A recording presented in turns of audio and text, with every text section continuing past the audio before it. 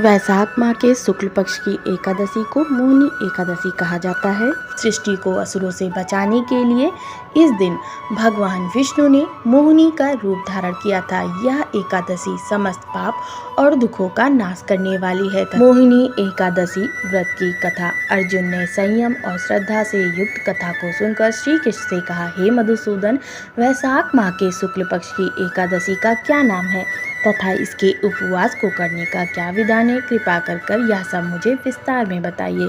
श्री कृष्ण ने कहा, हे अर्जुन, मैं एक पौराणिक कथा सुनाता हूँ जिसे महर्षि वशिष्ठ ने श्री रामचंद्र जी से कहा था। उसे मैं तुमसे कहता हूँ, ध्यान पूर्वक श्रवण करो। एक बार की बात है, श्री राम जी ने महर्षि वशिष्ठ से कहा, हे गुरु श्रेष्ठ, मैंने जनक नंदिनी सीता जी के वियोग में बहुत कष्ट भोगे, अतः मेरे कष्टों का नाश किस प्रकार होगा? आप मुझे कोई ऐसा व्रत बताने की कृपा करें जिससे मेरे सभी पाप और कष्ट नष्ट हो जाएं। महर्षि वशिष्ठ ने कहा, हे श्री राम, आपने बहुत उत्तम प्रश्न किया। आपकी बुद्धि अत्यंत कुशाग्र और पवित्र है। आपके नाम के स्मरण मात्र से ही मनुष्य पवित्र हो जाता है। आपने लोकहित में यह बड़ा ही उत्तम प्रश्न किया। मैं आपको एक एकादशी का व्रत महात्म्य सुनाता हूँ। वैशाख माह के शुक्ल पक्ष की एकादशी का नाम मोहिनी एकादशी है। इस एकादशी का उपवास करने से मनुष्य के सभी पाप तथा क्लेश नष्ट हो जाते हैं। इस उपवास के प्रभाव से मनुष्य मोह के जाल से मुक्त होता है।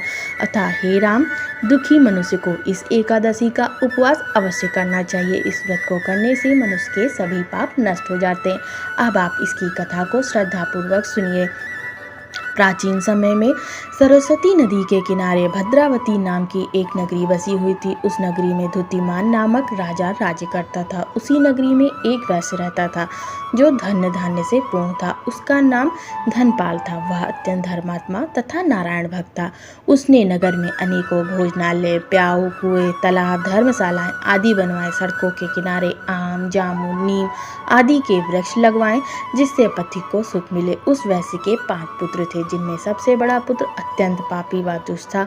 वह वेश्याओं और दुष्टों की संगति करता था। इससे जो समय बचता उसे वह जुआ खेलने में व्यतीत करता। वह बड़ा ही अधम था और देवता, पितर आदि किसी को भी नहीं मानता था। अपने पिता का अधिकांश धन वह बुरे व्यसनों में ही उड़ाया करता था। मद्यपान तथा मांस का भक्षण करना उसका नित्य का कर्म था। जब काफी समझाने बुझाने पर भी वह सीधे रास्ते पर नहीं आया तो दुखी होकर उसके पिता, भाइयों तथा कुटुंबियों ने उसे घर से निकाल दिया और उसकी निंदा करने लगे। घर से निकलने के बाद वह अपने आभूषणों तथा वस्त्रों को बेच कर अपना गुजारा करने लगा। धन नष्ट हो जाने पर वैश्याओं तथा उसके दुष्ट साथियों ने भी उसका साथ छोड़ दिया। जब वह भूख प्यास से व्यथित हो गया तो उसने चोरी करने का विचार किया और रात्रि में चोरी करके अपना पेट पालने लगा। लेकिन एक दिन वह पकड़ा गया, किंतु सिपाहियों ने वैश्य का पुत्र जानकर छोड़ दिया। जब वह दूसरी बार पकड़ा गया तब सिपाहियों ने भी उसका कोई लिहाज नहीं किया और राजा के सामने प्रस्तुत करके उसे सारी बात बताई। तब राजा ने उसे कारागार में डलवा दिया। कारागार में राजा के आदेश से उसे बहुत कष्ट दिए गए। अंत में उसे नगर छोड़ने के लिए कहा गया। दुखी होकर उसे नगर छोड़ना पड़ा। अब वह जंगल में पशु पक्षियों को मारकर पेट भरने लगा। फिर बहेलिया बन गया और धनुष बाण से जंगल के निरीह जीवों को मार मार कर खाने और बेचने लगा। एक बार वह भूख और प्यास से व्याकुल होकर भोजन की खोज में निकला और कौटिन्य मुनि के आश्रम में जा पहुंचा। इस दिन वैशाख का महीना था।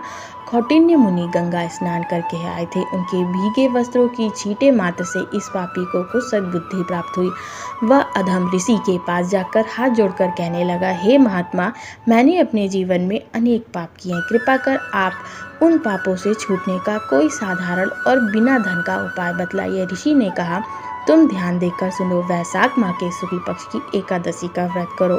इस एकादशी का नाम मोहिनी है। इसका उपवास करने से तुम्हारे सभी पाप नष्ट हो जाएंगे। ऋषि के वचन सुन वह बहुत प्रसन्न हुआ और उनकी बतलाई हुई विधि के अनुसार उसने मोहिनी एकादशी का व्रत किया।